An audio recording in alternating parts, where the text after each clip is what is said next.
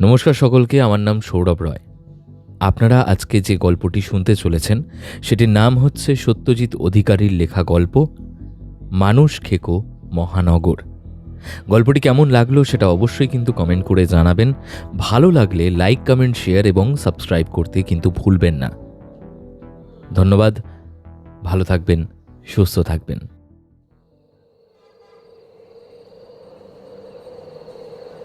বৃষ্টি নেই, কিন্তু হাওয়ার অনুভূতিটা শরীরে হালকা ঝাঁকুনি দেওয়ার মতো। কলকাতা শহরের অন্যতম গুরুত্বপূর্ণ অঞ্চল আলিপুরের এই পাড়ায় বসন্তের রাতে সাধারণত এত ঠান্ডা হাওয়া বয় না, অথচ আজ বইছে।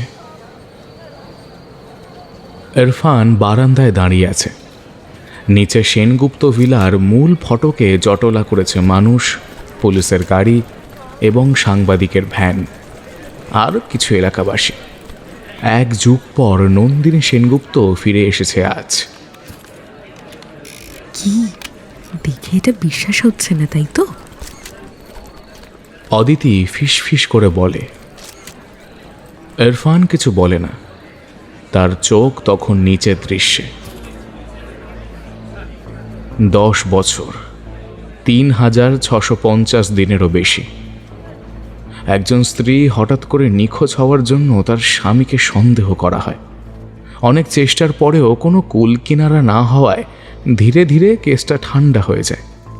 আর হঠাৎ একদিন সে ফিরে আসে, একেবারে আগের মতো, পরনে শাড়ি, গায়ে চাদর দিয়ে। ঠিক যেন সকালে বেরিয়েছিল দুধ আনতে, এখন ফিরল একেবারে স্বাভাবিকভাবে।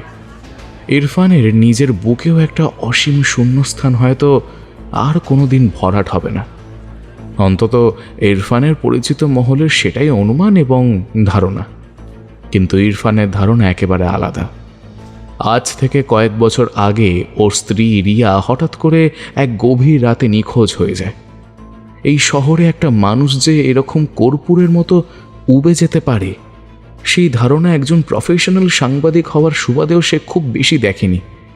অনুভব করা তো দূরে থাক, কিন্তু রিয়ার চলে যাওয়াটা ওর জীবনের সব কিছু বদলে দিয়েছিল। বান্ধবী এবং একজন সহকর্মী হিসাবে অদিতি ধীরে ধীরে ওর পাশে দাঁড়ানোর চেষ্টা করেছে এবং অনেকটা বন্ধুর মতো কাছেও এসেছে, কিন্তু সেই ক্ষতস্থান আজও মেরামত করতে পারিনি। সেটা সম্ভব না। ইরফানের চোখ আজও খোঁজে রিয়াকে। ওর আশা রিয়াও এমন করেই একদিন হঠাৎ ফিরে এসে চমকে দেবে, যেমনভাবে এই রাতের শূন্যতায় ওকে চমকে দিয়ে মিলিয়ে গিয়েছিল সে নিজেও।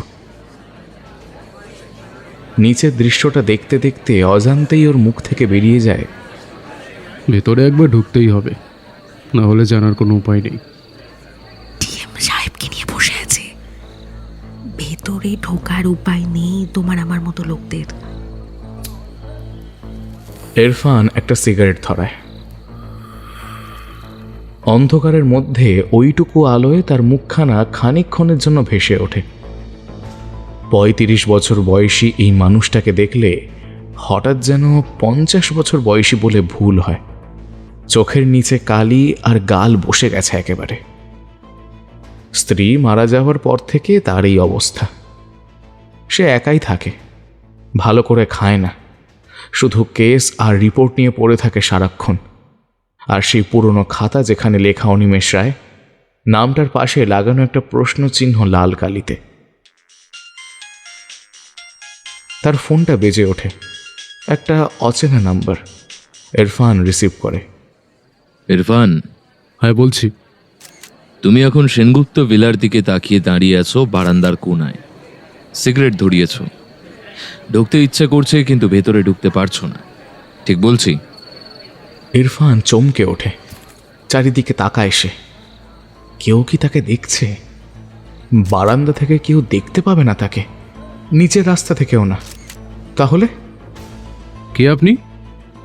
আমি সেই মানুষ যাকে তুমি 10 বছর ধরে খুঁজছো, কিন্তু খোঁজ পাওনি। আর তার কারণ আমি চাই না তোমাদের কাছে ধরা দিতে। লাইনটা কেটে যায়। ইরফান আবার ডায়াল করে নাম্বারটা। ফোন বন্ধ। অদিতি কাছে এসে বলে, কি হয়েছে? এরকম দেখাচ্ছে কেন? অনিমেষ অনিমেষ রায় আমাকে ফোন করেছে। ইরফান দা প্লিজ, ও তো এখন জেলে, 15 বছর ধরে জেলে আছে, সেখান থেকে তোমাকে ফোন করছে। তুমি জিনিসটা নিয়ে বড্ড অভেস্ট হয়ে পড়ছো। ইরফান কিছু বলে না। জেলের ভিতর থেকে ফোন করা যে কত একটা স্বাভাবিক কাজ আমাদের দেশে, সেটা অদিতি নিজেও জানে। তবুও এই বিষয়ে তর্ক করতে আর ইচ্ছা করে না।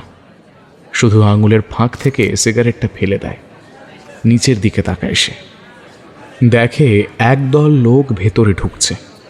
পুলিশ কমিশনার এসেছেন, তার মানে ভেতরে সত্যিই বড় কিছু ঘটেছে। চলো। কোথায়? জেলে, প্রেসিডেন্সি জেলে। এখন এই রাত 9টার সময়? হ্যাঁ, এখনই। কথা মানে কাজ। গাড়িতে ওঠার আগে ইরফান একবার পেছনে তাকায়। সেনগুপ্ত ভিলার 3 তলার একটা জানলা খোলা।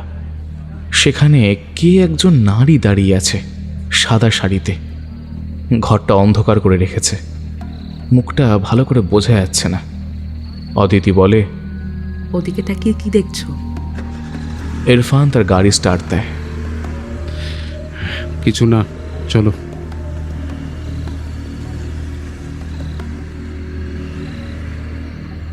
প্রেসিডেন্সি জেলের গেটে পৌঁছতে রাত 10:30 বাজে। গার্ড বলে, আপনাদের পারমিশন নেই, আর তাছাড়া এত রাতে এখানে কাউকে অ্যালাউ করা হয় না। আমি ইরফান আলী, সাংবাদিক হিসেবে আমার পরিচয় আশা করি আর আপনাকে আলাদা করে দিতে হবে না। জেলারকে ফোন করে নিন, বলুন যে এমন রাতের বেলায় হঠাৎ করে খবর দিয়ে আসলে আমার কোনো উদ্দেশ্যই সফল হতো না। গার্ড ফোন করে। রাতে জেলার নিজের ফ্ল্যাটে গেছে। সে ভালোভাবেই চেনে ইরফানকে, তাই স্পেশাল পারমিশন এসে যায়। কিছুক্ষণ পর গেটটাও খুলে যায়। ভেতরে ঢুকে অদিতি ফিস ফিস করে বলে, কি বলবো ওকে? কোথা থেকে শুরু করব? ইরফান ঠিকভাবে জবাব দেয় না। সে জানে অনিমেষকে কিছু বলার দরকার নেই, অনিমেষ সব জানে। ভিজিটিং রুমটা ছোট, মাঝখানে কাঁচের দেওয়াল দেওয়া, আর ওপাশে একটা চেয়ার রাখা রয়েছে। ইরফান বসে সেখানে। 10 মিনিট পরে দরজা খুলে যে আসে সে স্বয়ং অনিমেষ রায়। 15 বছর জেলে কাটিয়ে মানুষটা দেখতে অবিকল সেই আগের অধ্যাপকের মতোই রয়ে গেছে, যার ছবি ইরফানের খাতায় সাঁটা আছে, প্রশ্নচিহ্ন লাগানো নাম তার পাশে। তবে এত বছরে চুলটা ভালোই পেকেছে, কিন্তু চোখ, সেই চোখে খেলা করে এখনো তরল আগুন আর এক ধরনের শীতলতা, যা যা দেখলে গা শিউরে ওঠে। অনিমেষ বসলে লোকটা হেসে বলল, অনেকদিন পরে দেখা ইরফান। তুমি 10 বছর ধরে আমার খবর রাখো। তোমার স্ত্রী নিখোঁজ হয়ে যাওয়ার পর থেকে তুমি অনেক বদলে গেছো। আগে তুমি খবর লিখতে, এখন তুমি খবর খুঁজে বেড়াও। জাসুসি করছো বলে মনে হচ্ছে জানো। তা কি খুঁজছো? ন্যায়, প্রতিশোধ, না আমার মতো কোনো মানুষকে? আমি জানতে চাই নন্দিনী সেনগুপ্তর বিষয়। সে ফিরে এসেছে, এটা কি তোমার কাজ? তুমি ভুল প্রশ্ন করছো। নন্দিনী ফিরে এসেছে এটা জানতে চাও না, সে কিভাবে ফিরলো বা কে ফিরিয়ে আনলো এইটা জানতে চাও। আর সব থেকে বেশি তুমি যেটা জানতে চাও সেটা হচ্ছে আমি জড়িত কিনা, তাই তো? জড়িত? আচ্ছা বলো তো, জড়িত থাকলে আমি কি তোমাকে ফোন করতাম? এভাবে ডেকে আনতাম? তুমি তো সাংবাদিক, এইসব নিয়ে একটু ভাবো না তুমি। ইরফান চুপ করে থাকে। মাথার ভিতর ওর অনেক কিছু চলছে, কিন্তু মুখে প্রকাশ করতে পারছে না সে। ইরফান, তোমার নিখোঁজ স্ত্রীকে যদি একবার দেখতে পাও, তবে কি তাকে নিয়ে প্রশ্ন করবে, নাকি শুধু দাঁড়িয়ে থাকবে অবাক হয়ে? ওকে একদম টেনে আনবে না মাঝখানে। তোমার ওই নোংরা মুখে যেন ওর নাম আমি আর না শুনি। আমি কিছুই বলছি না ইরফান, শুধু জানতে চাই তুমি নন্দিনীর ব্যাপারে এত আগ্রহী কেন? তুমি কি তাকে ভালো করে চেনো? না। তাহলে শোনো ইরফান, নন্দিনী ফিরে এসেছে এটা সত্যি, কিন্তু প্রশ্ন হচ্ছে ও কেন ফিরল, আর কেন ঠিক আজকে, অর্থাৎ একেবারে 10 বছর পর। তুমি জানো? জানি তো, কিন্তু বলবো না। তুমি নিজে খুঁজে বের করো তো, আমি শুধু পথ দেখাবো। তুমি কি রাজি? রাজি। তাহলে শুরু করি। প্রথম কথা, নন্দিনী নিখোঁজ হওয়ার দিন তোমার স্ত্রী কোথায় ছিল একটুখানি ভেবে দেখো তো। মানে ওই সময় ও ছিল, ও তো তোমার স্ত্রী মারা গেছে 3 বছর আগে ইরফান, এটা আমি জানি, কিন্তু নন্দিনী নিখোঁজ হওয়ার দিন ঠিক 10 বছর আগে, সেদিন তোমার স্ত্রী রাত 12টায় একটা ফোন পেয়েছিল। ফোনটা কে করেছিল জানো? ইরফানের মুখ শুকিয়ে যায়। সে জানে না, এটা সে কখনো ভাবেনি। খুঁজে বের করো ইরফান, খুঁজে বের করো। আর হ্যাঁ, আমার কাছে আবার এসো কিন্তু, হ্যাঁ, তখন নতুন কথা বলবো, কিন্তু সাবধান, আমার খেলায় কেউ জেতে না আমি ছাড়া, তাই আমার সাথে সাবধানে খেলা করবে, ওকে? গার্ড এসে অনিমেষকে এবার নিয়ে যায়। যাওয়ার সময় একবার পেছন ফিরে তাকায় অনিমেষ, চোখে সেই ভয়ঙ্কর শান্ত হাসি মাখা। ইরফান ভিজিটিং রুম থেকে বের হয়। সামনে অদিতি দাঁড়িয়ে আছে, ওর মুখের দিকে তাকিয়ে। অদিতি সেই মেয়ে যে ওর শুধু কেরিয়ারে নয়, এই একাকিত্বের দিনগুলোতেও প্রিয় বন্ধুর মতো পাশে দাঁড়িয়েছে দিন রাত, আপদ বিপদ সমস্ত ঝড়ঝাপটায়। কিন্তু ইরফানের এখন কিছু ভাববার অবসর নেই। ওর মাথায় ঘুরছে সেই পুরনো দিন। আজ থেকে ঠিক 10 বছর আগের একটা রাত 12টার সময় কে ফোন করেছিল? ভাবতে ভাবতে গাড়িতে উঠে বসে সে। ফেরার সময় গাড়ি চালাচ্ছিল অদিতি। ইরফান শুধু মোবাইলে কল লগ স্ক্রল করছে। হঠাৎ হোয়াটসঅ্যাপে একটা মেসেজ আসে, একটা আননোন নাম্বার। মেসেজটা খুলে দেখতে না দেখতেই নাম্বারটা ব্লক করে দেয় ওকে। কিন্তু তার মধ্যে স্পষ্ট একটা স্ক্রিনশট, ঠিক সেই দিন রাত 12টার কল লগের স্ক্রিনশট। ইরফান মোবাইলটা অদিতির দিকে বাড়িয়ে দেয়। অদিতি ঝট করে রাস্তার একদিকে গাড়িটা দাঁড় করায়, তারপর অবাক হয়ে তাকায় ইরফানের দিকে। এটা কিভাবে সম্ভব? মানে মানে বৌদির ফোনের স্ক্রিনশট, সেটা এত বছর পর এখানে আসছে, আর তাতে নন্দিনীর নাম। আই ডোন্ট নো, আমার মাথা কাজ করছে না। কোন নাম্বার থেকে এসছে? তোমার মনে হয় নাম্বারটা আর ট্র্যাক করা সম্ভব হবে এত বছর পর?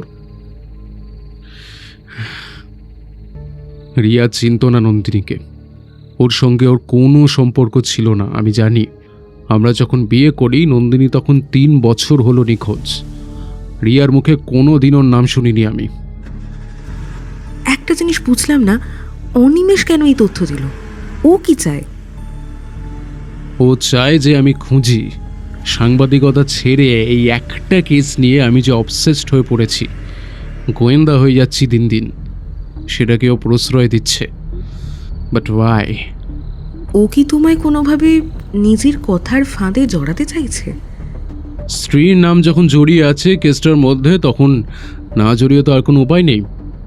আর আমি নিশ্চিত যে ওই লোকটা অনেক কিছু জানে।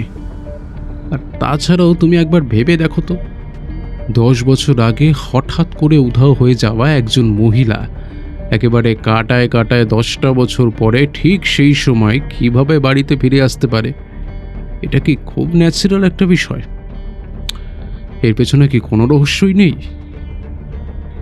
গাড়ির ভিতরে এসি চললেও কিরকম যেন একটা দমবন্ধ গুমোট ভাব লাগছে তার।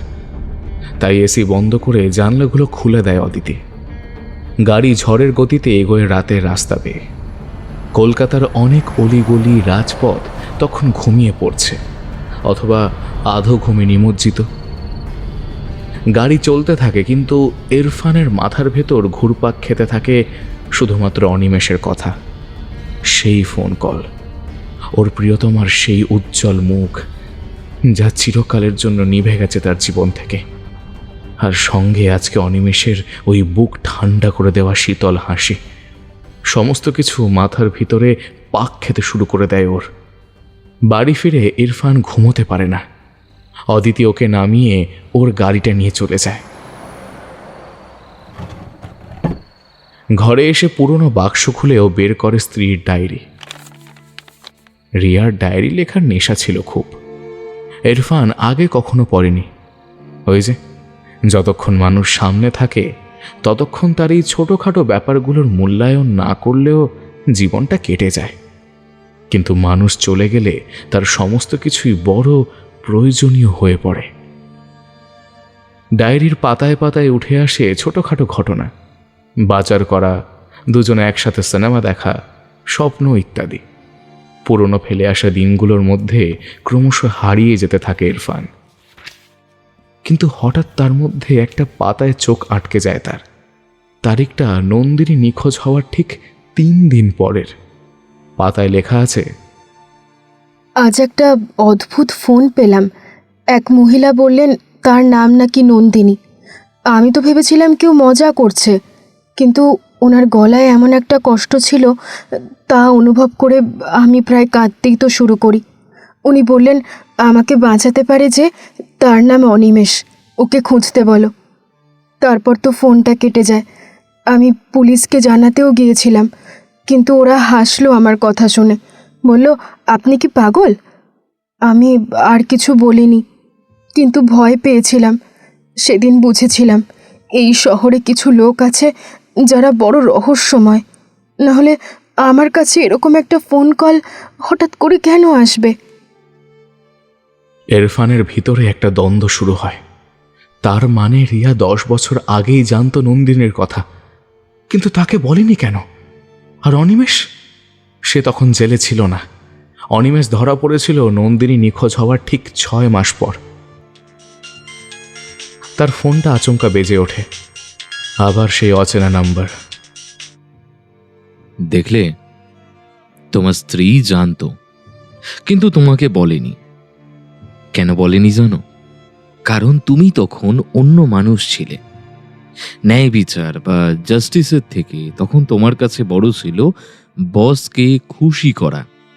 একটা ভালো ঝাঁঝালো খবর দিয়ে রাতে দামি বারে বসে দামি মাল গেলা। রিয়ার মৃত্যু তোমায় এই ন্যায় অন্যায়ের বোধ সম্বন্ধে ধারণার জায়গায় নিয়ে এসেছে। ন্যায় খুঁজতে শুরু করেছো তুমি যখন থেকে রিয়া নিখোঁজ হয়েছে। তুমি আমার স্ত্রীকে চিনতে? সব প্রশ্নের উত্তর কি এত তাড়াতাড়ি পাওয়া যায়? চিনতাম না, কিন্তু ও চিনতো আমাকে। ওর মৃত্যুর আগে ও একটা চিঠি রেখে গেছে তোমার জন্য। চিঠিটা কোথায় জানতে চাও? তাহলে কাল সকালে টালিগঞ্জের ভৈরব ধাবায় আসো, সকাল 9টায়। একা। একা। লাইনটা কেটে যায়। ইরফান সারা রাত চোখের পলক ফেলতে পারে না।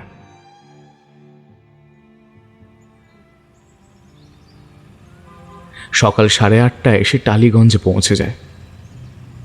রাস্তার ধারে ভৈরব ধাবা। এমনিতে বেশ লোকজনের ভিড় হলেও এত সকালে ফাঁকাই থাকে। একেবারে কোণার একটা টেবিলে বসে আছে একটা লোক। দেখে মনে হয় বয়স 50-এর কাছাকাছি। মোটা গোঁফ, পরনে ময়লা পাঞ্জাবি আর চোখে চশমা। হাতে চায়ের কাপ ধরা স্টাইলটা কেমন যেন একটু ধূর্ত প্রকৃতির। লোকটা ওকে দেখে চোখের ইশারা করে। ইরফান এবার এগিয়ে যায়। সামনে যেতে স্থির গম্ভীর গলায় বলে, বসুন, আমার নাম বিকাশ, এই ধাবার মালিক। চিঠি? আগে খান, তারপর কাজের কথা। কি খাবেন বলুন, আপনি আমার অতিথি। আমি খেতে আসিনি, চিঠিটা দিন তাড়াতাড়ি। দেখুন, নিজে থেকে কিছু করার ক্ষমতা আপনার নেই। অনিমেষবাবু বলেছেন আপনি অতিথি হয়ে যখন এসেছেন তখন অবশ্যই কিছু খাবেন, তা না হলে চিঠি যে দিতে পারবো না। গড, কি খাবো? বিকাশ হাতে তুলে ইশারা করে। সঙ্গে সঙ্গে একটা ছেলে দৌড়ে আসে। বাবুর পছন্দ হচ্ছে মাটন, আমাদের স্পেশাল খাবারটা নিয়ে আয়। শোন, ভালো করে গরম করে দিবি কিন্তু, ইনি কোনো সাধারণ মানুষ নন। ইরফান টেবিলে কুনুই রেখে অপেক্ষা করে। 10 মিনিট পর খাবার চলে আসে। সকাল সকাল তন্দুরি রুটি আর খাসির মাংস। ইরফানের খিদে নেই, তবুও বাধ্য হয়ে খায় একটুখানি ছিঁড়ে নিয়ে। লোকটা শকুনের মতো নজরে উল্টো দিকে বসে তার দিকে তাকিয়ে আছে। ইরফান একটুখানি মাংস খেয়ে কাঁটা চামচ নামিয়ে রাখে। এবার দিন চিঠিটা। এবার বিকাশ তার বিশাল পাঞ্জাবির পকেট থেকে বের করে আনে একটা পুরনো খাম। ইরফান হাত বাড়ানোর সঙ্গে সঙ্গে কিন্তু খামটা সরিয়ে নেয় সে। 1 মিনিট, অনিমেষবাবু আরও একটা কথা বলেছেন। আবার কি? বিকাশ তার ঠোঁটের কোণে একটা শয়তানি হাসি ফুটিয়ে তোলে, তারপর উঠে যায় চেয়ার ছেড়ে। চিঠিটার দিকে চোখ বুলিয়ে ইরফান থমকে যায়, প্লেটের দিকে তাকায় আরও একবার। অসম্পূর্ণ খাবারগুলো তেমনভাবেই সাজানো, ঠিক যেমনভাবে একটু আগে এসেছিল মাংসের টুকরো। তার পেট গুলিয়ে ওঠে। এবার সে লাফিয়ে ওঠে, মুখে হাত দিয়ে দৌড় লাগায় বেসিনের দিকে। বমি উঠে আসতে চায় পেট গুলিয়ে, কিন্তু বেসিন দেখতে না পেয়ে বাইরে চলে আসে সে। রাস্তার ধারে বমি করে হড়হড় করে।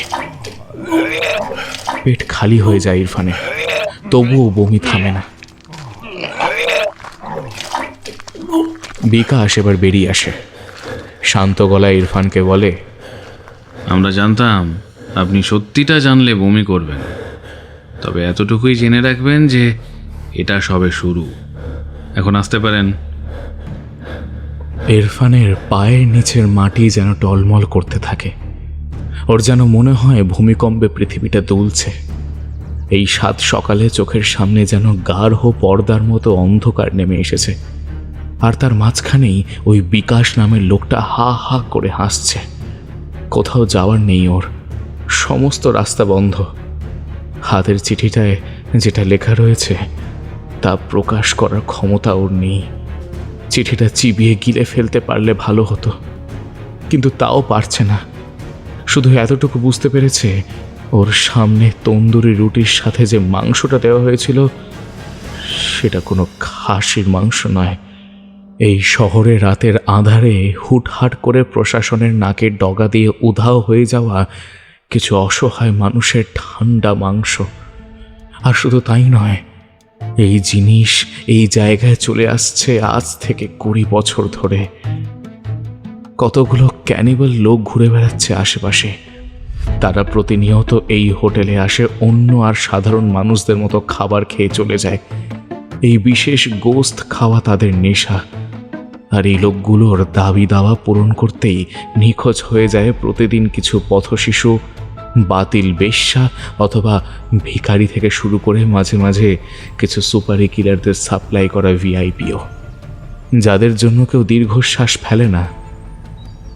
ওর পাশ থেকে ভদ্র চেহারার 2জন লোক ওর দিকে কটাক্ষ দৃষ্টিপাত করে হোটেলের ভিতরে ঢুকে যায়। শিরদাঁড়া বেয়ে একটা হিম শীতল স্রোত বয়ে যায় ওর। এই লোকগুলো নরভক্ষী, অথচ বাইরে থেকে দেখে ওদের সাথে অন্য আর 5টা মানুষ, এমনকি নিজের কোনো বৈসাদৃশ্য খুঁজে পায় না ইরফান। ইরফানের পা দুটো কাঁপতে থাকে। হঠাৎ করে মনে হয় গোটা শহর যেন এক জম্বি সিনেমার প্লটে পরিণত হয়েছে। সবাই ওর দিকে দাঁত নখ বার করে বিভৎসভাবে তেড়ে আসছে। রিয়া চিঠিতে পরিষ্কার সব কথাগুলো লিখে গেছে। এমনকি ওকে এও সাবধান করে দিয়েছে যে সরকার থেকে প্রশাসন কারোর কাছে গিয়ে কোনো লাভ হবে না। ইরফানকে সে জানায়নি, কারণ এই খবরের থেকে ভোট ব্যাংকের রাজনীতির খবর ওর বসকে বেশি খুশি রাখতে পারত এবং ওর চাকরির জন্য বেশি ভালো হতো সেই সময়, কারণ তখন সময়টা ছিল বিধানসভা নির্বাচনের। জনগণ খবরের কাগজ থেকে শুরু করে টিভি, মিডিয়া সব জায়গায় রাজনৈতিক দলগুলোর মধ্যে দড়ি টানাটানি গিলছে। তার মধ্যে শহরের কোনো একটা জায়গায় মানুষের মাংস দিনে দুপুরে খাওয়ানো হচ্ছে, এই খবরটা প্রচার হলে না মানুষের জন্য ভালো হতো না সরকারের জন্য। তাই হয়তো এই চিঠিটা লিখে সে নিজেই কারোর প্লেটে সার্ভ হয়ে গেছে। হঠাৎ পিঠের উপরে একটা জোরালো ধাক্কা অনুভব করলো ইরফান। টাল সামলাতে না পেরে বড় রাস্তায় ছিটকে গিয়ে পড়ে সে। আর মুহূর্তে একটা খালি বাস প্রায় ওর উপর দিয়ে বেরিয়ে যেতে যেতে কোনো রকমে এসে ব্রেক মারে তার সামনে। কিছুটা দূর থেকে নির্লজ্জের মতো বিকাশ লোকটা বলে, অনিমেষবাবু আমাদের ধাবার মাস্টার মাইন্ড, কিন্তু হাত নিজে নোংরা করেন না, করেন অন্য একজন। আমি শুধু পুরো ব্যাপারটা এখান থেকে পরিচালনা করি। ওটা আপনাদের ভাষায় যাকে বলে ম্যানেজার। আর সেই লোক শহরের সাধারণ মানুষের ভিড়ে মিশে আছে। আপনি তাকে চেনেন, প্রতিদিন দেখেন, কিন্তু জানেন না। যদি নিজের বউয়ের মতো অবস্থা নিজের করতে না চান, তাহলে এখান থেকে চলে যান আর এই মিসিং খেলার কেসটাকে মাথা থেকে মুছে ফেলুন। কথাগুলো কানের মধ্যে কেমন যেন অনুরণিত হচ্ছিল ওর। বাস ড্রাইভারটা জানলা থেকে মুখ বার করে এক দৃষ্টিতে তাকিয়ে আছে ওর দিকে, যেন চাইলেই ওর ওপর দিয়ে বাস চালিয়ে দিতে পারত। তারপর কোনো হসপিটালে মর্গের ফর্মালিটি ঘুরে ওর দেহটাও এসে পড়তো তেল ঝাল মশলায় মিশিয়ে এই খাবারের প্লেটে। সমস্ত শহরটা যেন ওকে তাড়া করে বেড়াচ্ছে। পাগলের মতো উঠে কোনো রকমে টলতে টলতে কোন দিকে যে যেতে থাকলো তার কোনো হদিশ পেল না নিজের কাছে। পিছন থেকে বিকাশের কণ্ঠস্বর ভেসে আসছে, বাসটা এবারে দাঁড়িয়ে পড়েছে, পরের বার কিন্তু উপর দিয়ে চলে যাবে।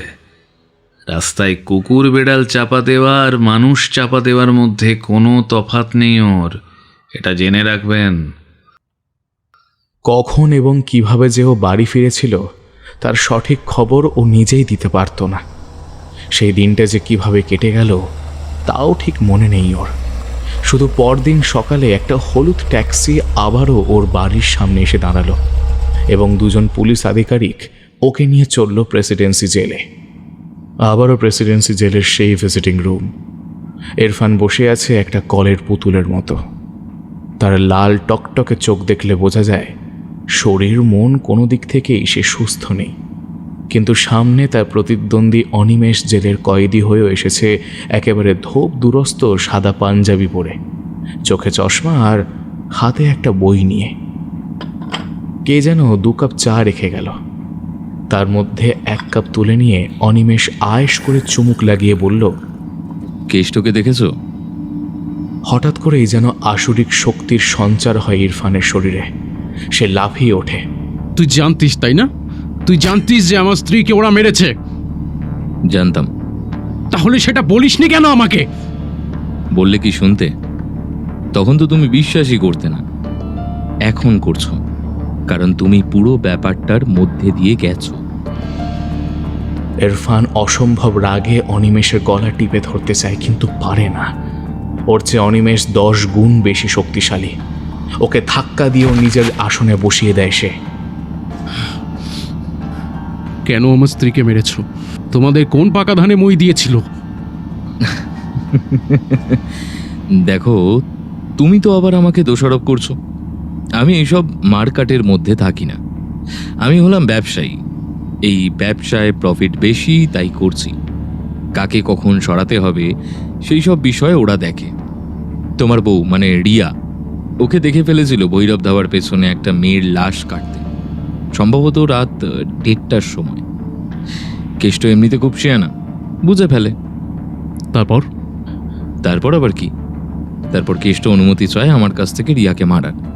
বিশ্বাস করো, আমি বলেছিলাম মারতে হবে না, ওকে ভয় দেখাও, পালিয়ে যাবে। কিন্তু মানুষ কেটে কেটে ওরা আর মানুষের মতোই নেই। তোমার বউকে কেটে ফেললো, তারপর খুব সুন্দর করে। আসলে সত্যি বলছি, আমার না খুব দুঃখ হয়েছিল, কিন্তু কি করব বলো? ওর মতো হাতের কাজ আর কেউ জানে না, বিশ্বাস করো। তাই ওকে তাড়াতেও পারলাম না। ইরফান এবার বাচ্চা ছেলেদের মতো কাঁদতে লাগলো। অনিমেষ মুখ থেকে আফসোসের মতো শব্দ করে বলল, দেখো ভাই, মানুষের আসা যাওয়া তো লেগেই আছে সংসারে। তুই এসব ভুলে যা, এটাই তোর জন্য ভালো হবে। আর এটা ভেবে দেখ, রিয়া তোর জন্য যে চিঠিটা লিখে রেখে গিয়েছিল, ও মারা যাবার পর ওর ব্যাগ থেকে যখন পাওয়া যায়, ওরা চিঠিটা পুড়িয়ে দিতে চেয়েছিল। আমি বাঁচিয়ে রেখেছিলাম তোর জন্য। আমি জানাতে চেয়েছিলাম তোকে। তোরা আমাকে যতটা খারাপ ভাবিস, আমি ঠিক ততটাও খারাপ নই রে। আর এই রাজ্যের পুলিশ প্রশাসন, গোয়েন্দা বিভাগ থেকে শুরু করে এই নেতা মন্ত্রী আমলাই সরে বাচ্চাগুলো সবাই জানে, ওদের মধ্যেই তো কেউ কেউ এসে খেয়ে যায়। যদি আমাকে দোষ দিতে হয় তাহলে ওদেরকেও দোষটা দে। এটা একটা সিস্টেমের পার্ট। এটাকে মেনে নেওয়াটাই তোর জন্য ভালো, আর না হলে দেখ তুই কি করবি। এই বলে অনিমেষ চেয়ারে ভালো করে হেলান দিয়ে পায়ের ওপর পা তুলে বসে। তারপর আবার বলতে থাকে, এখন তোর খুব কষ্ট হচ্ছে ইরফান, কিন্তু তুই প্রতিদিন এই শহরের অন্যান্য হোটেলে, বড় বড় রেস্তোরাঁগুলো থেকে যা খাস তার মধ্যে কতটা মানুষের মাংস মেশানো আছে সেটা তুই জানিস। কলকাতার কতগুলো হোটেল, কতগুলো ধাবা, কতগুলো রেস্তোরাঁ এই সবের সাথে জড়িত আছে, তুই সেটা কি জানতে চাস? এত পলিটিক্যাল মার্ডার থেকে শুরু করে রোজ কিছু না কিছু ঘটছে, তারা সব যাচ্ছে কোথায় ভাবিস না? আর শোন, যত ভাববি তত কিন্তু মাথাটা গুলিয়ে যাবে। আসলে আমরা সবাই এক একটা নরখাদক। হ্যাঁ, তোদের ওই হলিউড সিনেমার মতো আমাদের দেখতে খারাপ নয়, আমরা হ্যান্ডসাম জম্বি বলতে পারি, কিন্তু হ্যান্ডসাম। হ্যাঁ, আমি তোকে এমন মানুষ এই শহরে দেখিয়ে দিতে পারি যে একজন পাকা সুপারি কিলার। সে খুন করার পরে কি করে জানিস? দেহটাকে কেটে ফ্রিজের মধ্যে রাখে, তারপর অল্প অল্প করে বার করে ধীরে ধীরে খায়। তথ্য প্রমাণ সব এইভাবেই লোপাট হয়ে যায়, অথচ সাধারণ মানুষের মতো আমাদের মধ্যেই সে ঘুরে বেড়ায়, অথচ আমরা কেউ জানি না। ইরফান চুপ করে বসে থাকে। যে সত্যি মিথ্যের বিচার সে করতে গিয়েছিল আজ থেকে 10 বছর আগে, সাংবাদিকতার সূত্রে যে মহিলার রহস্যজনকভাবে উধাও হয়ে যাওয়া থেকে শুরু করে তার স্ত্রীর নিখোঁজ হওয়া, তারপর এতগুলো বছরের মধ্যে তিলে তিলে নিজের মধ্যে গড়ে তোলা তথ্য প্রমাণ যুক্তি দিয়ে অপরাধের খোলস খুলে দেওয়ার তার সমস্ত মানসিকতা ধীরে ধীরে মাটিতে লুটিয়ে পড়ে থাকতে দেখেও চুপ করে। তুই কি জানিস তোর অফিসের ক্যান্টিনে প্রতিদিন যে মাংসের কারি বিক্রি হয় সেটা কোথা থেকে আসে? কে সাপ্লাই দেয়? কেষ্ট। ও প্রতিদিন সকালে তোকে চা দেয় তোর মিডিয়া হাউসের ক্যান্টিনে, তারপর যায় ভৈরব ধাবায়, সেখানে রাতের বেলায় যা আসে সকালে সেটা প্রসেস হয়। দুপুরে তোদের মতো আরো 10টা হোটেলের টিফিন তৈরি হয়, বুঝলি? থাম থাম থাম বলছি, থাম। ইরফানের চিৎকারে গার্ড ছুটে আসে। সময় শেষ। অনিমেষ এবার উঠে দাঁড়ায়। দুজন গার্ড ইরফানকে ধরে নিয়ে যায় ভেতরে। ওর কেমন যেন মনে হয় এই দুজনও ওই শয়তানের দলেরই লোক। ইরফান বেরিয়ে সোজা অফিসের দিকে রওনা হয়। অফিস ক্যান্টিনে ঢুকে অদিতি দেখে কেমন তীক্ষ্ণ দৃষ্টিতে ইরফান তাকিয়ে আছে কাউন্টার ম্যানেজারের দিকে। উস্কো খুস্কো ভয়ানক চেহারা ওর। অদিতি পেছন থেকে অবাক হয়ে বলে, ইরফান দা, তোমার কি হয়েছে? তুমি কি অসুস্থ? ইরফান কোনো উত্তর না দিয়ে ক্যান্টিনের পেছনের দরজা দিয়ে বের হয়ে যায়। পিছনে যেখান থেকে মাল নামে সেখানে ভ্যান থেকে নামতে দেখে একটা লাল গামছা পরা লোককে। এটাই কেষ্ট। কেষ্ট খাবার নামাচ্ছে। একটু পরেই সবাই আনন্দ করে খাবে এই খাবার। কেষ্ট নিজের কাজ করতে করতে ওর পাশ দিয়ে হেঁটে যাওয়ার সময় শুধু একটা চাহনি দিয়ে যায়। পেছন থেকে অদিতি এসে বলে, ইরফান দা, এরকম ঘামছো কেন? তোমার চোখ মুখ এরকম সাদা হয়ে গেছে, কি দেখলে এখন? ইরফান ফিস ফিস করে বলে নিজের অজান্তেই, ওকে দেখলাম। কাকে? কেষ্টকে। ও আমার স্ত্রীকে মেরেছে। কি বলছো? ওই চাওয়ালা কেষ্ট? ওর মতো নিরীহ মানুষ? ধর, তোমার মাথা খারাপ হয়ে গেছে এবার, সত্যি সত্যি। আপাতত তুই বাড়ি যা, আমি আসছি। এই বলে চলে যেতে চাইলেও অদিতি তাকে ধরে ফেলে। তোমায় কোথাও একা আমি যেতে দেব না, আমি যাচ্ছি। দুজন এবার বের হয়। কেষ্ট তখন গলির মোড়ে দাঁড়িয়ে সিগারেট ধরিয়ে ধোঁয়া ছাড়ছে আর আকাশের দিকে তাকিয়ে যেন কিছু একটা ভাবছে। তারপর হঠাৎ ঘুরে তাকায় ইরফানের দিকে। সে দূর থেকে চোকাচোকি হলে কেষ্ট হাত তুলি ইশারা করে। ইরফান এগোয়। অদিতি পেছন পেছন আসে। কেষ্ট অমনি গলি দিয়ে হাঁটতে থাকে। এবার ইরফান তার পেছন পেছন যায়। কিছুক্ষণ চলার পর একটা মাঠ আসে, একেবারে ফাঁকা। মাঠের মাঝখানে দাঁড়িয়ে কেষ্ট তাকিয়ে থাকে ওদের দিকে। জায়গাটা বহু পরিচিত হলেও ইরফানের মাথার ভিতর সব তখন গোলমাল হয়ে গেছে। ইরফান ছুটে কেষ্টর কাছে যায়। সঙ্গে সঙ্গে কেষ্ট বলে, অনিমেষবাবু তাহলে ঠিকই বলেছিলেন যে আপনি আসবেন। তুই কি জানতিস আমি আসবো?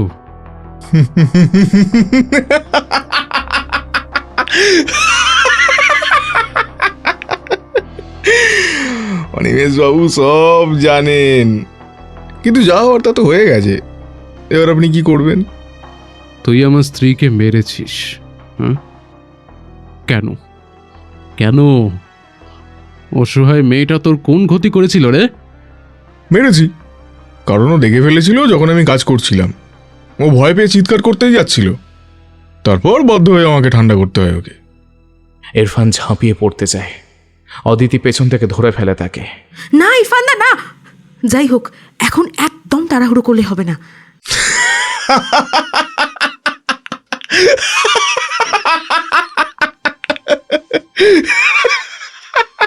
ঠিক বলেছেন ম্যাডাম, ঠিক বলেছেন, একদম বুঝিয়ে শুনিয়ে নিয়ে যান।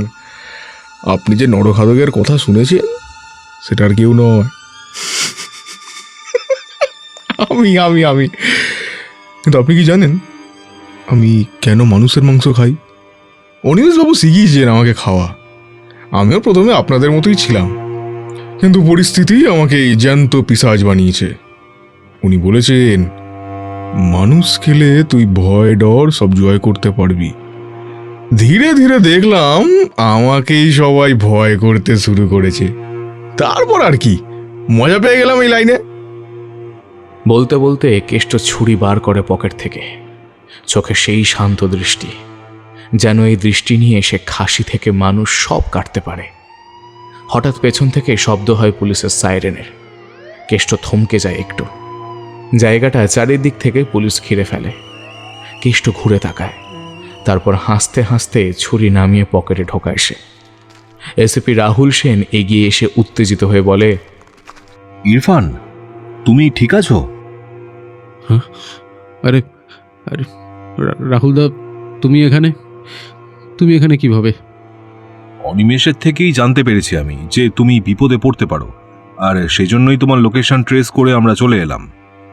ইরফান এবারে একটু থমকে যায়। অনিমেষ তাকে বাঁচালো, কিন্তু কেন? সে কি চায়?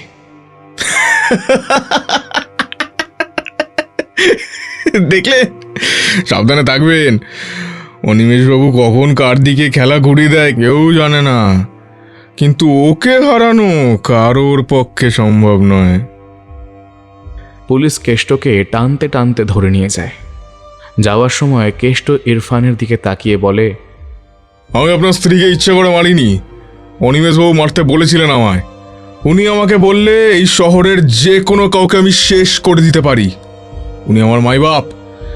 উনি আমাকে জেলে পাঠান বা নরকে, আমি যেতে রাজি আছি। ইরফানের মাথা ঘুরে যায়। অনিমেষ তার স্ত্রীকে মারতে বলেছিল, তাহলে ওকে মিথ্যে কথা বলল কেন? রাহুল সেন ইরফানের কাঁধে হাত রাখে। এবার চলো, অনেক কিছু বলার আছে। প্রেজন ভ্যান কেষ্টকে নিয়ে চলে গেলে রাহুল ইরফানকে তার বাড়িতে নিয়ে আসে। বাড়িটা ছোট, সাদা দেওয়াল, পুরনো আসবাবের ভিড়ে প্রায় দেখাই যায় না। একান্নবর্তী পরিবারের ছাপ আজও অমলিন। দেওয়ালে ঝোলানো আছে পুরনো দিনের নানান ছবি, কিছু শংসাপত্র আর একটি কালো ফ্রেমে টাঙানো ছবি। ছবিটা চিনতে কষ্ট হয় না যে সেটা অনিমেষ রায়ের। ইরফান ছবিটার দিকে তাকিয়ে থাকে এক দৃষ্টিতে। রাহুল সেন চা নিয়ে আসে। চায়ের কাপ টেবিলে রেখে বলে, ওই ছবিটা আমার সবচেয়ে বড় ব্যর্থতা, তাই চোখের সামনে ঝুলিয়ে রেখেছি আমি ওকে ধরেছিলাম, কিন্তু ওকে দোষী সাব্যস্ত করতে পারিনি। ও নিজে থেকে কয়েকটা ছেদ মামলায় আসামি হয়ে জেলে গেছে আত্মসমর্পণ করে। আসল কেস কিছু প্রমাণ হয়নি, বলতে পারো জেলটা ওর কাছে সব থেকে নিরাপদ আস্তানা। জেলকে নিজের অফিস বানিয়ে একটা বিশাল বড় চক্র পরিচালনা করছে ভিতর থেকে। ওই জেলের সবাই ওর লোক, প্রতি মাসে মোটা অঙ্কের টাকা দেয় সবাইকে। তুমি জানো রাহুলদা, অনিমেষ কেন আত্মসমর্পণ করেছিল? আমি তখন ক্রাইম ব্রাঞ্চের দায়িত্বে আছি। অনিমেষ রায়ের বিরুদ্ধে ছিল 8টা খুনের অভিযোগ এবং সাথে নানান রকম জিনিস পাচারের অভিযোগও ছিল ওর বিরুদ্ধে। কিন্তু কোনো প্রমাণ ছিল না। যা প্রমাণ আমরা জোগাড় করেছিলাম সব তছনছ হয়ে গিয়েছিল। আদালতে জজ সাহেব যখন আমাদের তুলোধনা করছে, তখন নিজের থেকে একটা ডাকাতি মামলার কেস স্বীকার করলো, আর তাতেই যা সাজা হওয়ার হয়েছে ওর। কি বলছো কি? হিসাব আমি 10 বছরে মেলাতে পারছি না।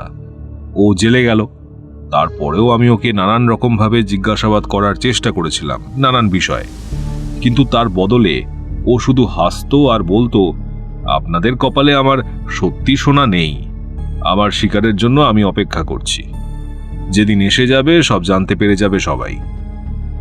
শিকারের? আমিও সেটাই ভাবতাম, কিন্তু এখন মনে হচ্ছে যে সেই শিকারটা তুমি।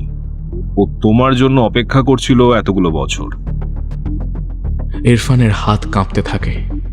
রাহুল সেন মাথা নেড়ে বলে, তোমার নাম তখনও সাংবাদিক হিসেবে তেমন পরিচিত হয়নি, তুমি ছোটখাটো খবর লিখতে। কিন্তু অনিমেষ তোমার নাম বলেছিল, পুলিশ রেকর্ডে আছে। ও বলেছিল আমায় ইরফান হাসান নামে এক সাংবাদিক আছে, ও একদিন আসবে ঠিক লাইনে। যখন আসবে তখন ওকে আমার কাছে পাঠাবেন। আমি সেইভাবেই পুরো খেলা সাজাচ্ছি। মনে রাখবেন, যদি বেচাল হয় তাহলে কিন্তু সব গন্ডগোল হয়ে যাবে। ও কিভাবে আমার সম্বন্ধে এত কিছু জানলো? সেটা আমি ওকে জিজ্ঞেস করেছিলাম। ও বলেছিল তোমার স্ত্রী নাকি একদিন ওর কাছে এসেছিল সাহায্য চাইতে। রিয়া? রিয়া অনিমেষের কাছে গিয়েছিল? তুমি কি জানতে না? ইরফানের মাথা ঘুরছে। রিয়াও তার মানে কি কোনোভাবে এইসব ঝামেলার সাথে জড়িত ছিল? তাহলে কি পুরোটাই ওকে ট্র্যাপ করা হয়েছে? ওর ভাবতে ভাবতেই রাহুল সেন উঠে গিয়ে একটা পুরনো ফাইল এনে দেয়। ফাইলটা এত পুরনো যে হলুদ হয়ে গেছে। ভিতরে অনেকগুলো কাগজ রাখা রয়েছে। এই হচ্ছে আসল অনিমেষের মামলার ফাইল। দেখো, ছোটবেলায় একবার টিনেজ বয়সে মারামারি করার জন্য তোমার নাম যে পুলিশের খাতায় উঠেছিল, সেটা আমি জানতে পেরেছিলাম অনিমেষের থেকেই। তারপর অবশ্য আমি রেকর্ড চেক করে দেখেছি ওর কথার সত্যতা। ইরফান এবার ফাইল খোলে। প্রথম পাতায় অনিমেষের ছবি, তার পাশে লেখা নোট প্রশ্ন চিহ্নের আকারে, যে কথোপকথন এতক্ষণ রাহুলের কথার সত্যতা প্রমাণ করে। ইরফানের চোখ ভিজে ওঠে, দিশেহারা মনে হয় ওর নিজেকে। রাহুল সেন বলে, তুমি বুঝছো, অনিমেষ তোমাকে নিয়ে খেলতে চায়, তোমাকে ওর শিকারের মতো দেখে। আর রিয়া ছিল ওর দাবার প্রথম ঘুঁটি, যে ঘুঁটি প্রয়োজন মতো চেলে ও তোমাকে ফাঁদে ফেলেছে, আর প্রয়োজন মতো হয়তো রিয়াকে সরিয়ে দিয়েছে। কিন্তু তার প্রমাণ করার মতো অবস্থা এখন নেই। ইরফান ফাইল থেকে চোখ ফেরায় না। তাহলে কে রিয়াকে সত্যি মেরেছে? সেটা আমি এখনো নিশ্চিত না। আমি আবার জেলে যাব এখনই, রাইট নাও। আমাকে আমার সবকটা প্রশ্নের উত্তর খুঁজে বের করতেই হবে। না, আজ রাতে না, কাল সকালে যেও। এখন তুমি বিশ্রাম নাও। দেখেছো নিজের অবস্থা, তুমি 2 দিন ধরে খাওনি, ঘুমাওনি। চলো আগে কিছু খাও। ইরফান আর কিছু বলে না। রাহুল সেন তাকে খেতে বসায়। ইরফান খাবারের স্বাদ পায় না, শুধু ভাবে, রিয়া রিয়া রিয়া রিয়া রিয়া অনিমেষ, ধাবার খাবার। হায় আল্লাহ। আর সেই প্রশ্নটা, কে কে কেন?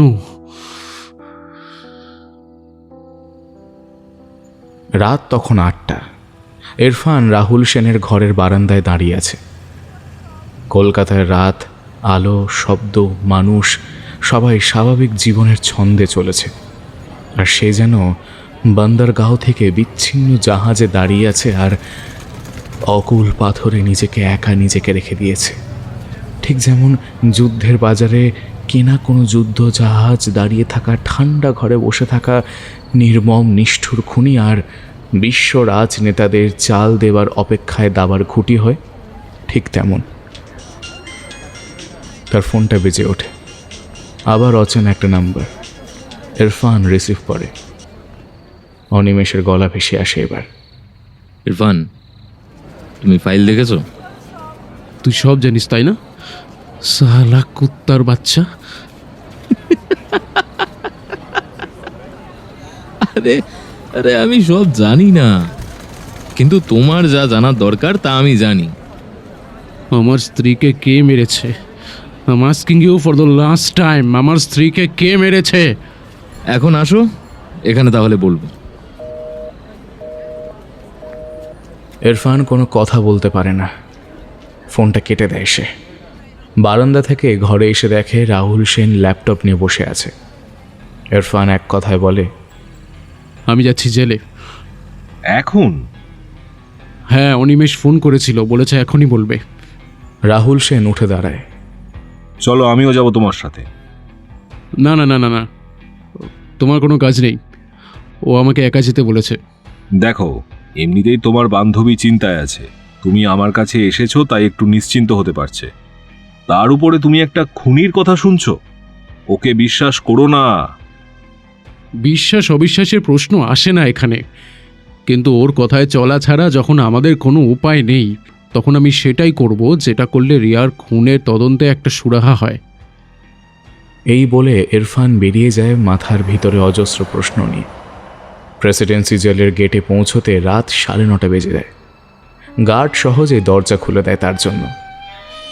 জেলখানাও যে কারোর কারোর জন্য প্রাসাদ হতে পারে সেটাই লোকটাকে দেখলে বোঝা যায়। একইভাবে চোখে চোখ রেখে প্রবেশ করে অনিমেষ। আজ ঢুকতে ঢুকতেই বলে, জানতে চাও রিয়া আমার কাছে কেন এসেছিল, তাই তো? তুমি তো এটাও জানো না যে রিয়া কিভাবে মরেছিল। আরে বাবা, ভৈরব ধাবার পুরো প্রসেসটা হয় পরে, কিন্তু তুমি ভাবো কাউকে জ্যান্ত গিয়ে ওইভাবে কাটাকাটি করাটা প্রচণ্ড একটা, মানে কি বলবো, ভায়োলেন্সের ব্যাপার না? চারিদিকে লোক সমাগমের মধ্যে এরকম বোকার মতো কাজ এত বছর ধরে চালিয়ে যাওয়া সম্ভব নয়। তাই প্রথমে ভিকটিমকে লাশ বানানো হয় ন্যাচারাল উপায়। রিয়াকে প্রথম যখন ভয় দেখিয়েছিল কেষ্ট অন্ধকার থেকে, ভয় পেয়ে রিয়া যখন সেই গভীর রাতে রাস্তা পেরোতে যাচ্ছিল, তখন উল্টো দিক থেকে একটা গাড়ি এসে ধাক্কা মারে প্রচণ্ড জোর। রিয়া ছিটকে গিয়ে পড়ে ফুটপাতের ওপর অন্ধকার একটা জায়গায়। তখন ওই রাস্তার ওপরে জনসমাগম একদম, মানে ওই নেই বললেই চলে যায় বাধা। ঘটনার বিভৎসতায় পথ কুকুরগুলো লেজ গুটিয়ে পালিয়ে যায়। ব্যাস, তারপর ওকে ওখান থেকে তুলে নিয়ে গিয়ে বাকি কাজ করা হয়, আর জায়গাটা ভালো করে জল দিয়ে ধুইয়ে দেওয়া হয়। এইভাবেই কলকাতায় প্রতিদিন বহু মানুষ মরছে।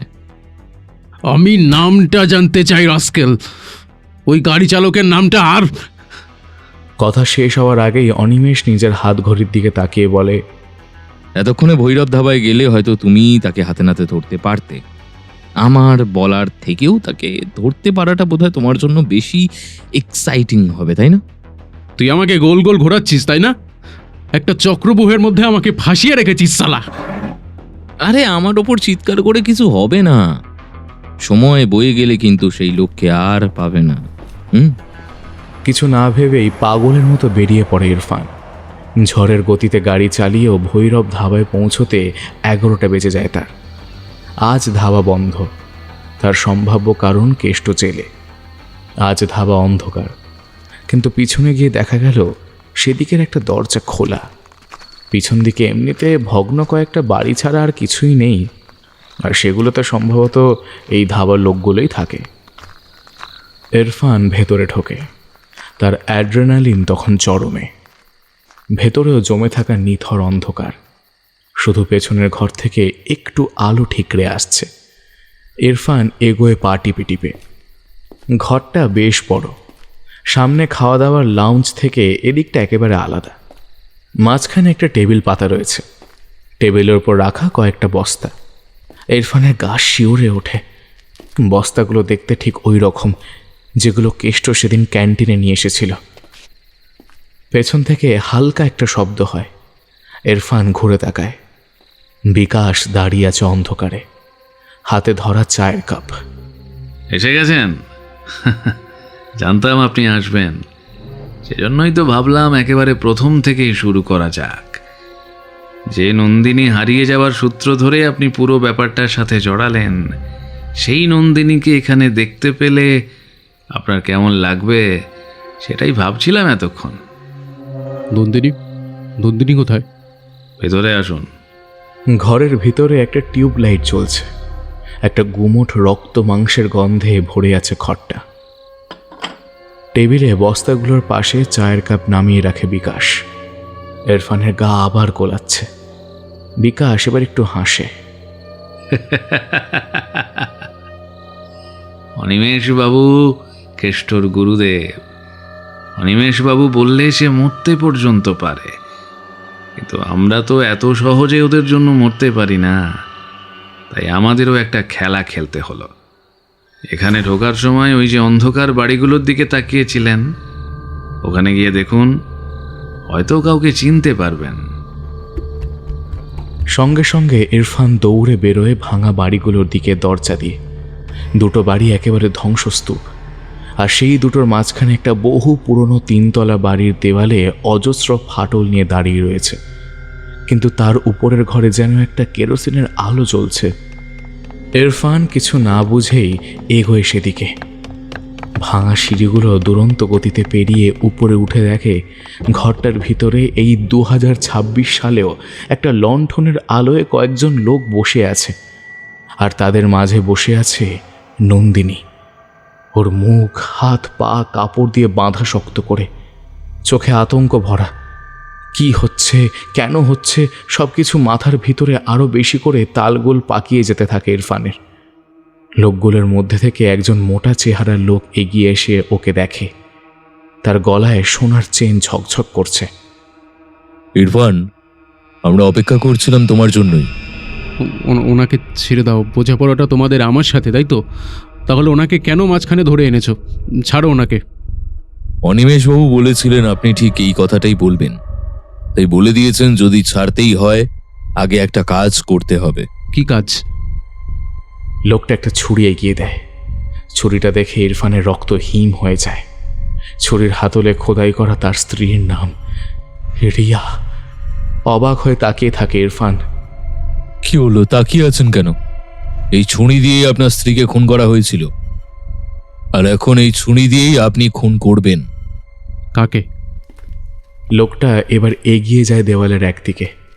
সেখানে অন্ধকার কোণায় আলমারির মতো একটা গোপন ছোট্ট দরজার হাতল টেনে সেটিকে খোলে, আর ইরফান চমকে দেখে সেখানে বাঁধা অবস্থায় বসে আছে কেষ্ট, যাকে আজ সকালে ধরে নিয়ে গেছে পুলিশ। গলাটা কেঁপে ওঠে ইরফানের। ওকে তোমরা কোথায় পেলে? পুলিশ প্রশাসনের সাথে মিলে যখন ব্যবসা করতে পারছি, তখন বিপদে পড়া প্রতিদ্বন্দ্বীকে সরিয়ে দিতে পারবো না? হ্যাঁ, তারপর আমরা নন্দিনীকে নিয়ে চলে যাব। সিদ্ধান্ত এর মধ্যেই নিয়ে ফেলুন, কেমন? ইরফান ধীরে ধীরে কেষ্টর কাছে এগিয়ে যায়। সকালের সেই ধুরন্ধর মস্তানের এখন কাহিল অবস্থা। ইরফান ছুরি ওঠায়। নন্দিনী চোখ বড় বড় করে তাকিয়ে আছে। তার মুখ দিয়ে অস্পষ্ট গোঙানির শব্দ বেরোচ্ছে, আসন্ন বিভীষিকার কথা ভেবে হয়তো। ছুরিটা শক্ত করে তুলে ধরেও ইরফান নামিয়ে ফেলে তা। পারবো না, পারবো না। আমি খুনি হতে পারবো না। আমি খুনি নই। অনিমেষবাবু ঠিকই চিনেছেন আপনাকে। তাহলে আপনি পারবেন না? তাহলে আমাদের পালা। এবারে কাজ আমাদেরই করতে হবে। লোকটা ইশারা করে, আর সঙ্গে সঙ্গে তার ইশারায় দুজন লোক এগিয়ে আসে। তারা নন্দিনীকে ধরে টেনে হিঁচড়ে নিয়ে যেতে থাকে। নন্দিনী গোঙাতে থাকে। ইরফান দৌড়ে যায় তাদের দিকে, কিন্তু একজন তাকে ধাক্কা মেরে ফেলে দেয়। ইরফান ছিটকে গিয়ে দেওয়ালে ধাক্কা খেয়ে অজ্ঞান হয়ে যায়। যখন জ্ঞান ফেরে, তখন চারিদিক একেবারে নিপাট অন্ধকার। সবাই চলে গেছে। কেষ্টও নেই, নন্দিনীও নেই। শুধু ছুরিটা পড়ে আছে মেঝেতে, রিয়ার ছুরি। ইরফান পাগলের মতো হাতড়াতে হাতড়াতে ঘরের বাইরে বেরিয়ে আসে। বাইরে গাড়িটাও নেই ওর। যখন বাড়ি ফেরে তখন ভোর 5টা। অদিতি দরজায় দাঁড়িয়ে অপেক্ষা করছে ওর। রাহুল সব বলেছে। ওকে দেখেই হাউমাউ করে ছুটে আসে সে। ইরফান দা, নন্দিনী ফিরে এসেছে। ও ঠিকই আছে, কিন্তু ও কিছু বলতে চাইছে না, শুধু কাঁদছে। আমি এইমাত্র ওর বাড়ি থেকে আসছি ইরফান দা। ও ফিরে এসছে ইরফান দা, ও ফিরে এসছে। ইরফান অদিতির দিকে তাকায়। বিশ্বাস হয় না ওর কথাগুলো। নন্দিনীকে তার মানে ওরা হাতের কাছে পেয়েও কিছু করেনি। কিছুক্ষণের মধ্যে ভোরের আলো ফুটতেই ইরফানের দরজার বেল বেজে ওঠে। খুলে দেখে রাহুল সেন হাতে একটা খাম নিয়ে দাঁড়িয়ে আছে। ওকে দেখেই কিছু বলতে যায়, ঠিক এমন সময় ফোনটা আবার রিং হয় ইরফানের। রিসিভ করার সঙ্গে সঙ্গে ওপার থেকে ভেসে আসে শীতল কণ্ঠ। তুই ভীরু, তুই যুদ্ধ করতে চাস কিন্তু নিজের সত্যিটা নিজেই লোকাতে চাস। এটা হয় না ইরফান। শিকারী হতে গেলে আগে নিজের যোগ্যতা জানতে হয়, না হলে শিকারী নিজেই শিকার হয়ে যায়। তুই কি নিজেকে চিনিস? হ্যাঁ, আমি নিজেকে শুধু চিনি না, খুব ভালো করে চিনি রে। আমি একজন খুনি। আমি মানুষ খাদকের দল তৈরি করেছি এই শহরে, কিন্তু দিনের শেষে সত্যিটা স্বীকার করতে পারি। তুই পারিস? আজ তোকে একটা গল্প বলবো, রিয়ার গল্প। শুনবি? কেন আমাকে নিয়ে এরকম ভাবে খেলছিস বলতো? কি বলার আছে তোর? রিয়া এক রাতে আমার কাছে এসেছিল। তখন ও 7 মাসের গর্ভবতী। ও তোকে বাঁচাতে মিথ্যে কথা বলেছিল।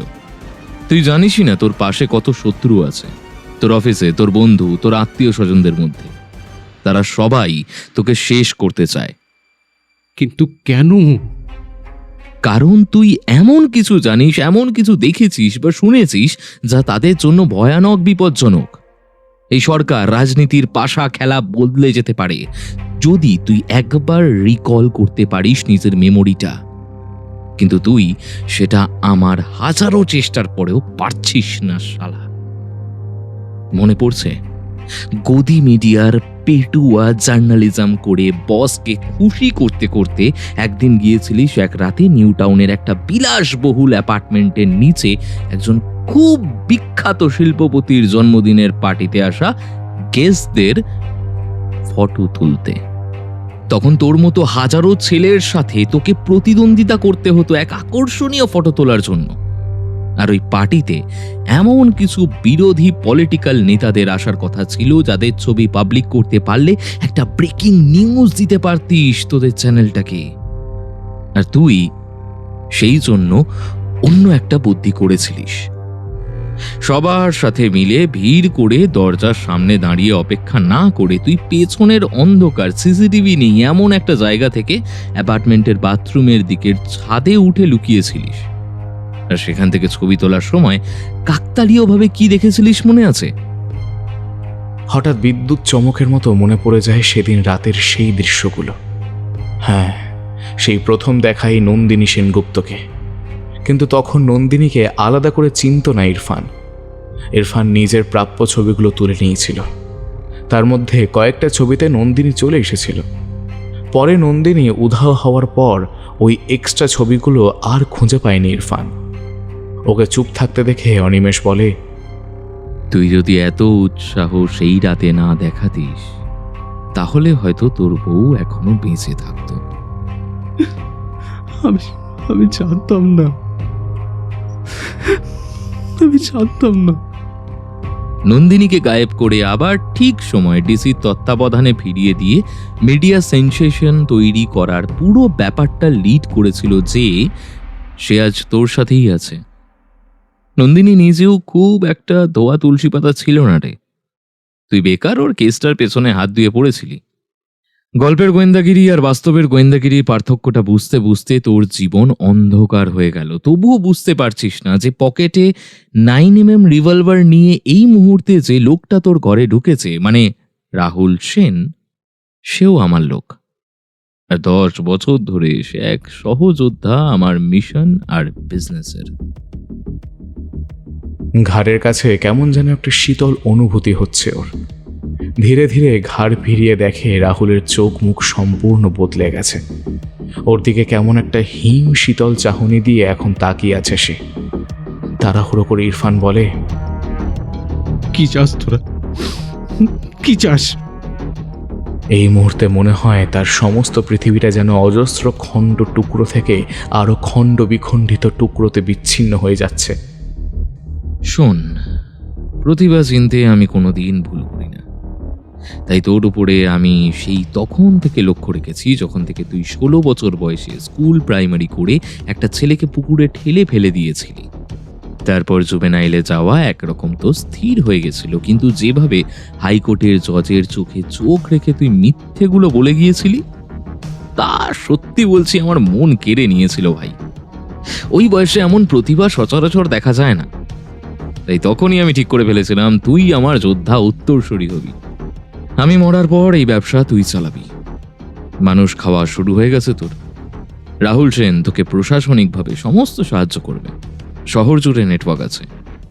দেশে বিদেশে ব্যবসা করবি, রিয়াকে ভুলে গিয়ে অদিতিকে নিয়ে সুখে সংসার করবি। কিন্তু চিন্তা করিস না, আমার মতো জেলে থাকতে হবে না তোকে। তুই দুবাইতে সেটেল হয়ে যাবি, সে ব্যবস্থা আমি করে দেব, ঠিক আছে? ইরফান হতভম্ব হয়ে চিৎকার করে উঠতে গিয়েও নিজেকে সংযত করে নেয়। তুই একটা পাগল, বদ্ধ পাগল তুই একটা।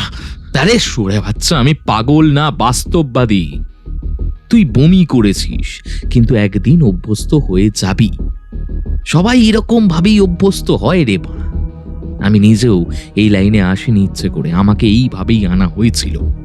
তারপর আমি নিজের বুদ্ধির জোরে দেখে নে, রাজা হয়ে উঠেছি, বাঞ্চোদ রাজা। এখন সবকিছুর কন্ট্রোল আমার হাতে, কিন্তু তা বেশি দিন থাকবে না। তাই আমার তোকে প্রয়োজন। তোর পেছনে অনেক ইনভেস্টমেন্ট করেছি রে, অনেক আশা দেখেছি, তোকে তৈরি করেছি আমি, অনেক সিচুয়েশনের মধ্যে দিয়ে তোকে তৈরি করেছি। ইরফান প্রতিবাদ করতে যাবে, ঠিক এমন সময় সে দেখে রান্নাঘরে অদিতি চা বানাচ্ছে, আর পকেটে হাত রেখে গল্প করছে রাহুল। যে পকেটে ওর হাত আছে, সেই পকেটে নির্ঘাত ওই আগ্নেয়াস্ত্রটা ধরে আছে সে। একটু বেচাল হলে ট্রিগার টেনে দিতে বিন্দু মাত্র ভাববে না। আর তারপর হয়তো অদিতিরও ঠিকানা হবে ভৈরব ধাবা। মাথার ভিতর ঝিমঝিম করছে, মনে হচ্ছে যেন প্রচণ্ড রোদ উঠেছে মাথার উপরে। একটু নীরবতার মধ্যেই রাহুল সেন অদিতির থেকে 2 কাপ চা হাতে নিয়ে হাসি মুখে এসে ওর সামনে দাঁড়ায়। তাকে চা অফার করে রাহুল। নিজের বাড়িতে নিজেকেই এখন কেমন যেন গৃহবন্দী বলে মনে হচ্ছে। পুরো চক্রান্তের কিছুই জানে না বেচারি অদিতি, কিন্তু সেও এবার ফেঁসে গেছে। ফোনটা কেটে ইরফান বারান্দার রেলিং ধরে দাঁড়ায়।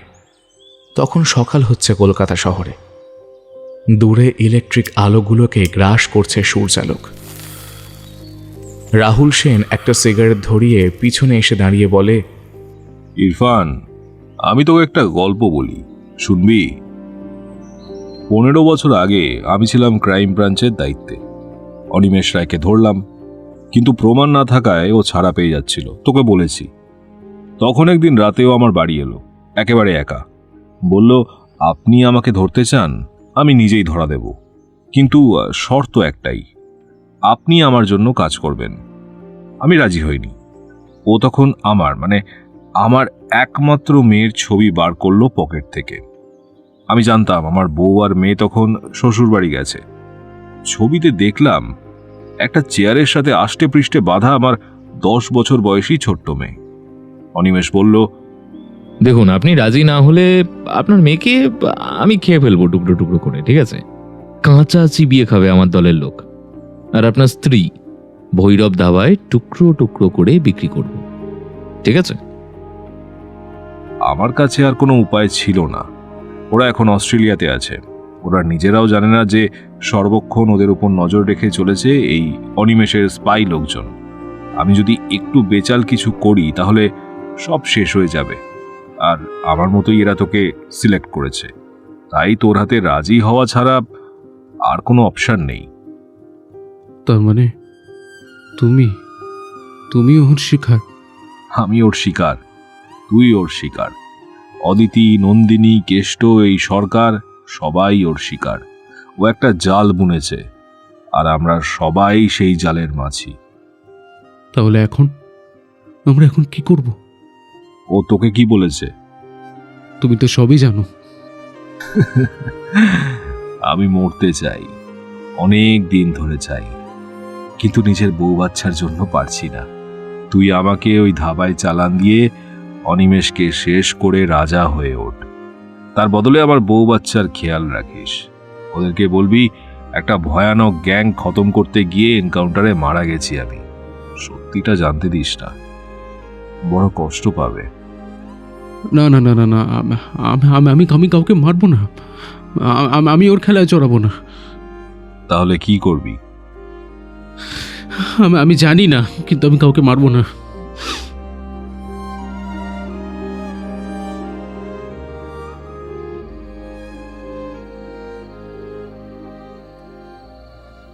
দিনটা কেটে রাত হয়। ঘড়িতে তখন 8টা।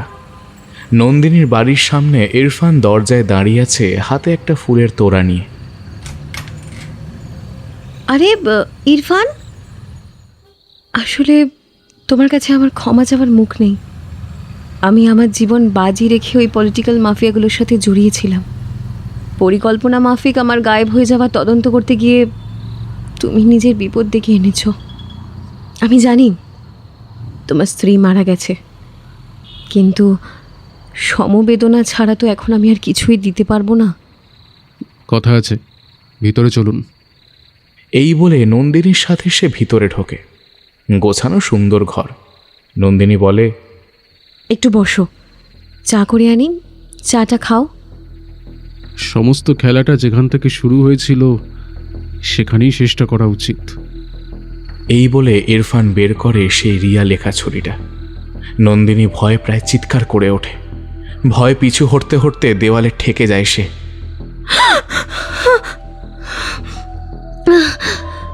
এটা